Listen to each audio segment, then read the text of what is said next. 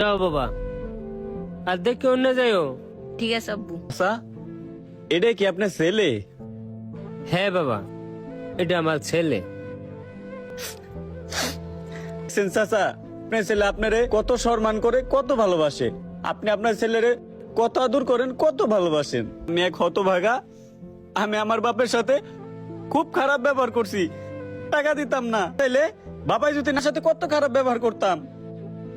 এখন বুঝতাছি চাচা বাবা কি জিনিস। আজকে বাবা হারাই বুঝতাছি।